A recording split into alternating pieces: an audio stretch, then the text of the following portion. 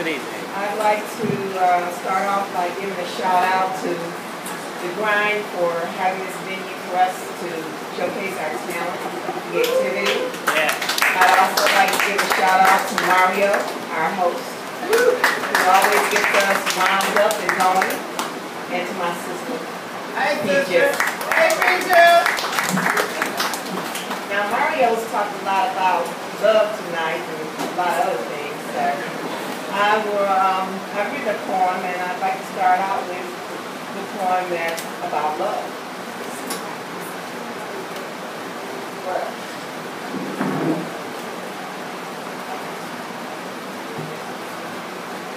What is love? Love is an overused word. Don't tell me that you love me and not show me. Love requires action, and action speaks louder than words. What good is it when you say you love me, but you beat me and throw me down? What good is it when you say you love me, but you disrespect me all over town? Your words hurt and cut like a knife. A love like yours makes me think of running away or taking my life, because I cannot endure another day of your hateful, deceitful ways. Love should not hurt, it should uplift, empower, and support, bringing laughter and joy, not fear and disgust. Just saying I love you to hear yourself talk makes me know you are not willing to walk the walk. Love requires positive action that makes me know that you truly mean what you say. Loving words and actions must coincide and come from a spiritual place, deep down inside.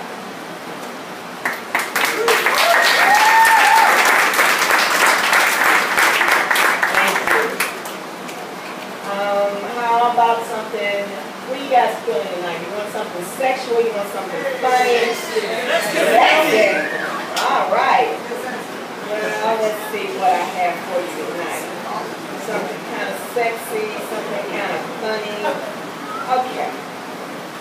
I'm reading from my book, Cynthology, book 2, Electrify, and this poem is called Faking It.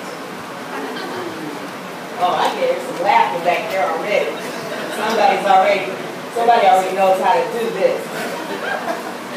We met in the elevator, and I caught him giving me the side eye. I spoke up, and we made a date. I told him not to be late. After a great dinner and drinks, we decided to dash. Bodies were heating up, and we wanted to crash. His athletic build turned me on. Broad shoulders, tiny waist, huge thighs ripped and tight. I was looking forward to an exciting night. He did all the right things. He liked playing with my nipple ring. Neither one of us was shy, and I thought, damn, I picked the right guy. I was in for a shock when he pulled off his pants. His tool was the size of my thumb, and I could barely see. This was turning out to be a bad dream. He didn't realize the rest of his manhood was sucked up inside that athletic build. He tried and tried, but he could not make me squeal. So I laid there and faked it so good, there was no way he'd know his little man really wasn't a big deal.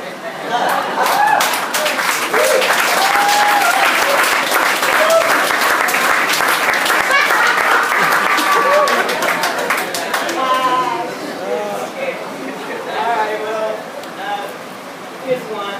Listen, I've read this one before so many times, but I like it, so I hope you do too. This is called Sex Addiction.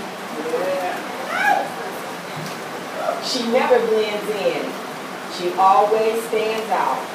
Luscious full lips that she loves to pout. Beautiful almond-shaped eyes, smoldering like red-hot embers from deep down inside. She's on the prowl, and there is no shame in her game. When it comes to her addiction, she has no pride. She exudes sex appeal that is relentless. Sensual feelings bubble up from her core. She thinks of sex all the time, nothing more. The vision of his body on hers takes control. She is addicted to her desire for sex. Her body craves the constant rush, and that is how the addiction came to be. She wants a well-endowed man to quench her needs. She has to have the warmth of his mouth and seed.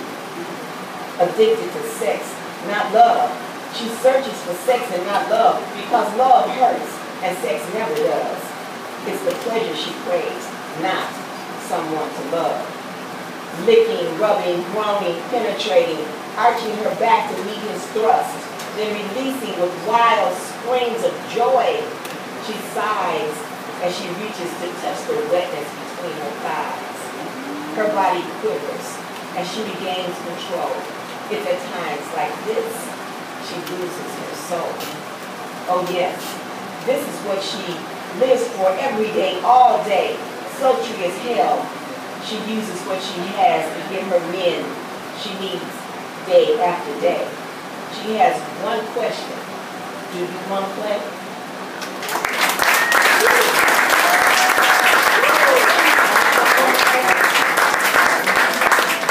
And the last one that I have for you tonight is from the new book that I'm writing. It's called Blind Eyes.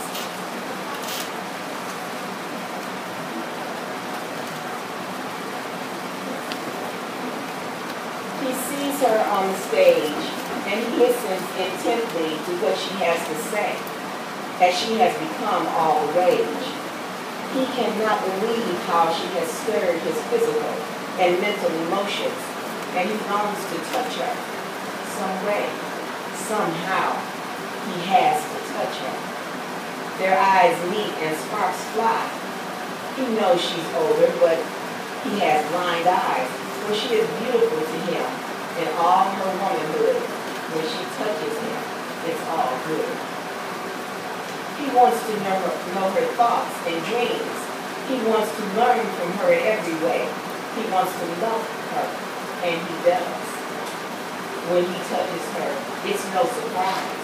Her skin is smooth as silk. He knows she thinks his breath still smells like baby's milk. But she let him touch her, and he doesn't want to stop. She lets him get on top, and from there, she teaches him the best way to rock.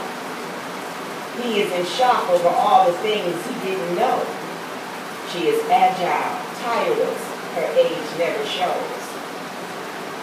His hands caress her breast. She reaches between his legs and strokes, then glides down on him. He can't hold back. He violently erupts to her experienced touch.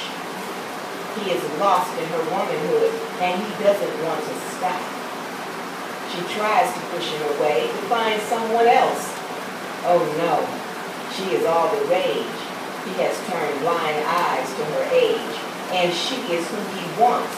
He'll always love her for the rest of his days.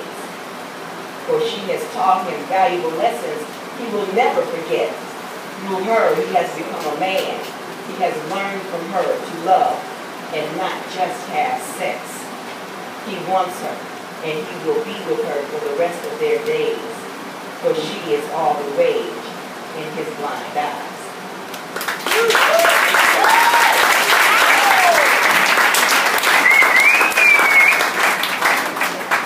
Oh yeah, the book. It's over here. Peaches has it. It's called Cynthology. That was Cynthia Young, ladies and gentlemen. The book is Cynthology. You can get it on Amazon, Barnes & Noble. You can get it right here from